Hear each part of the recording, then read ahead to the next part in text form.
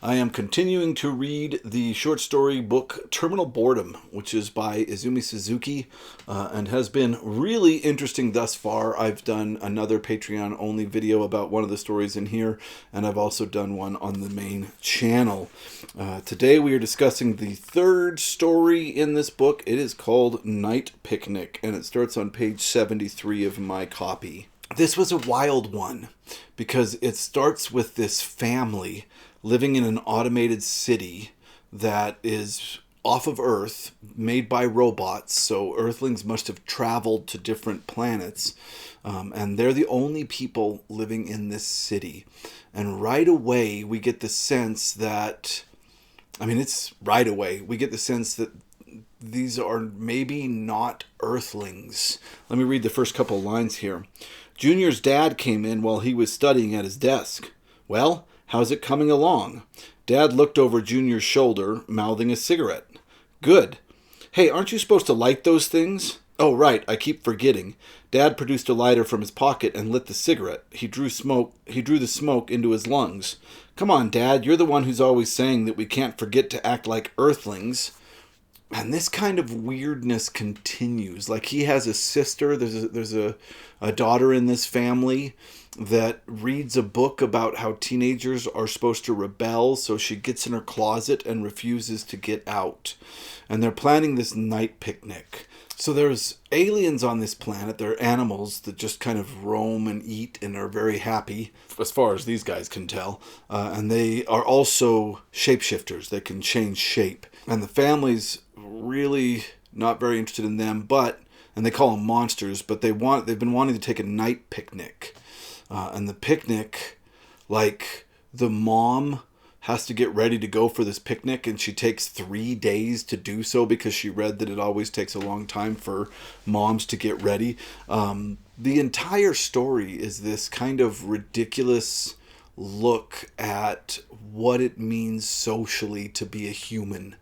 And that is the most interesting part of this story. Is Izumi Suzuki is looking at the concept of society and how we created society and the unspoken rules of society that if you were to give those rules to an alien technology, they were to try and act them out, it would be absurd.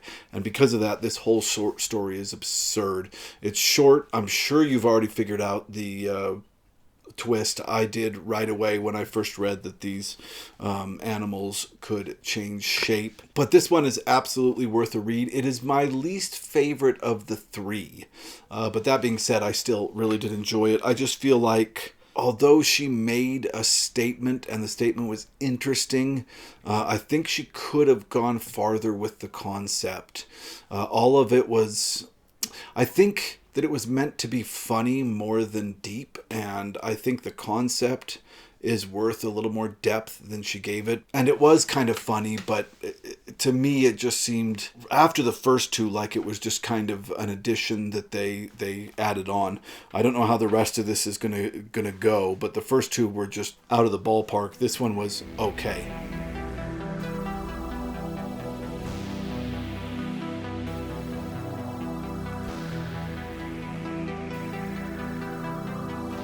All right, I'm going to go on into spoiler territory, even though I think the story spoils itself right away after the beginning. They eventually go on their night picnic, and while they're on this picnic, they are confronted by other creatures, the original aliens of this planet. And one of them, they all are standing facing each other, and one of the natives of the planet says, "Please hear me out.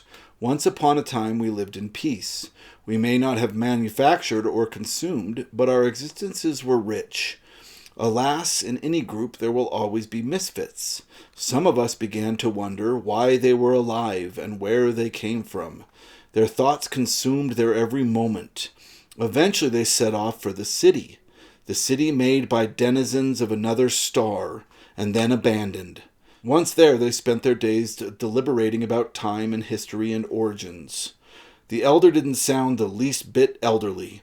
Are you talking about us? Well, you can quit while you're ahead. We're not like you. We were born in this city, lived here our whole lives. Dad was livid. So you don't remember. The memory, however, has a tendency to reorganize itself rather conveniently. I figured it was time to set you straight, which is why we've led you here. Why do you insist on role-playing as earthlings, or whatever riffraff you purport to be?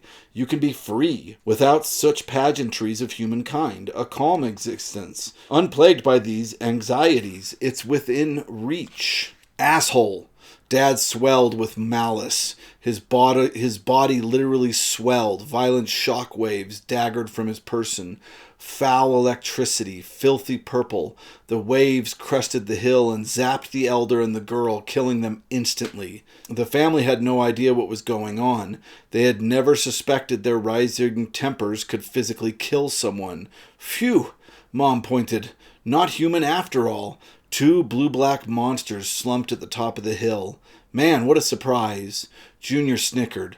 When he beheld the faces of his family, he saw three monsters.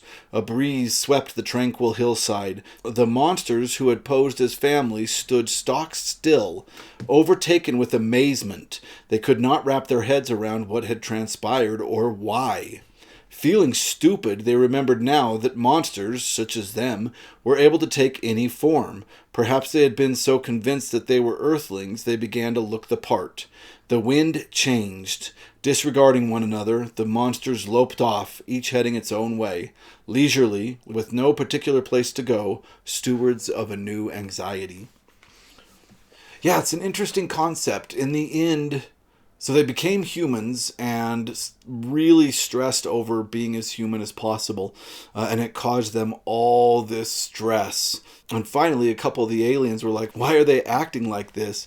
So they let them know, hey, you don't have to do this. Like, all this anxiety of trying to be human and fitting in the city, you don't have to be a part of. And this is interesting because I think that Suzuki is saying through this analogy, through this metaphor, the idea that society cages us so strongly and really causes a lot of anxiety. And through her analogy, it's not something that we really have to put up with. We can just allow ourselves to give up to our baser instincts. But she's smart enough to say at the very end that they are stewards of a new anxiety, that living that way is also a life that will create anxiety, that there is no, in the end, great way to live without anxiety. All life will cause anxiety. There's societal anxiety, and then anxiety of living off of instincts and urges. It's a really interesting idea. I think she could have gone further in depth with it, but it was a fun read nonetheless. I really enjoyed it. Thank you so much for watching.